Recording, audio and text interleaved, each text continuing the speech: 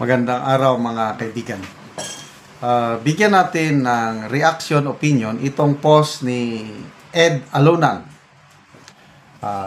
Ipinost niya, isinare niya ang statement ng Armed Forces of the Philippines Chief of Staff General Bronner. So basahin ko ha. We in the AFP are also against corruption. Pahayag ng Chief of Staff, sila sa mga kasundaluhan, laban din sila tungkol sa korupsyon. Wow! Ang gandang pakinggan, ano? Tutol kami. Lalabanan namin ang korupsyon. Against, kasi kalaban eh. Ito lang ang comment ni Ed Alunan, basahin ko lang. If you oppose a peaceful coup d'etat, wala namang peaceful coup d'etat siguro. Kung coup d'etat, either madugo or talagang biglaan. Kung hindi nakapaghanda yung other side, walang mangyari. Kung nakapaghanda, madugo. If you oppose a peaceful coup d'etat or a withdrawal of support from the president, then you are effectively siding with corruption. And that is harmful to our country. Our economy will suffer. Our international standing will deteriorate. Leaders will hesitate to extend credit. And even our assets abroad may be frozen. This is hateful. Yan, opinion lang yan ni Ed Alunan. Okay, ako naman. My take on this, whole AFP lang muna, yung rank and file muna. Nag-observe yan at alam nila ang nangyari. May nakakausap akong mga active members of the AFP. Kamag-anak ko pa nga yung iba. Nilalabas nila yung kanilang sentimento. Kung kami-kami lang nag-usap, talagang galit. Sino ba naman ang gusto ng korupsyon? Affected din sila. So, in a way, itong statement ng Chief of Staff na we in the armed forces are also against corruption, in a way, totoo kasi yan ang sentimento ng rank and file. Talamak ang korupsyon. No, yung survey ng Pulse Asia, yung latest, September ata yung nilabas, kinandak. 97% of Filipinos, yung respondents, nagsabi na talagang talamak ang korupsyon sa bansa ngayon. 97%. So, yun na yung general sentiment. Hindi lang mga men and women in uniform, taong bayan, hindi na mo na maitatago yung grabing talamak ang korupsyon. May nabasa kong post kanina, statement ni former Budget Secretary Florencio Butz-Abad, panahon ng Pinoy administration ito. Grabe, sabi niya, nagsimula itong budget insertions noong 2023 pa. Kasi yung 2022, pag upo ng administrasyong Marcos, tapos na yung budget.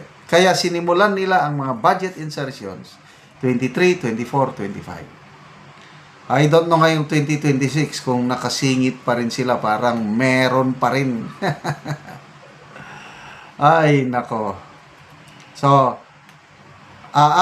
estimate ni former Secretary Butz-Abad, aabot ng 2 trillion pesos ang mga budget insertion kung lahat ng departamento pag-aaralan mo.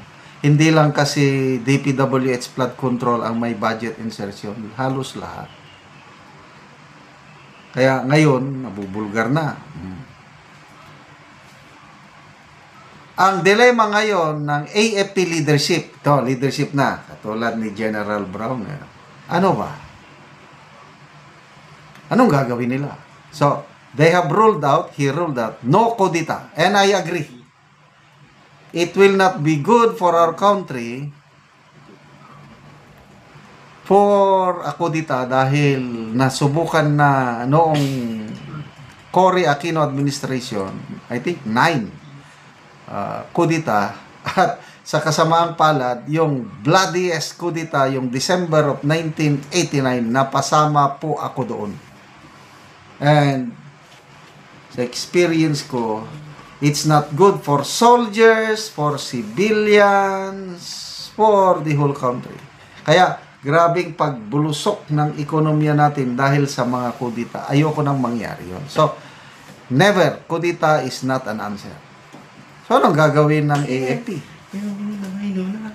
Hindi sila magkukudita. Ang iba naman sinasabi na withdrawal of support. Depende na yan sa leadership. At tingin ko, hindi nila gagawin yon. Non-political kami, sinasabi. Hindi kami makikialam. Problema yan sa politika.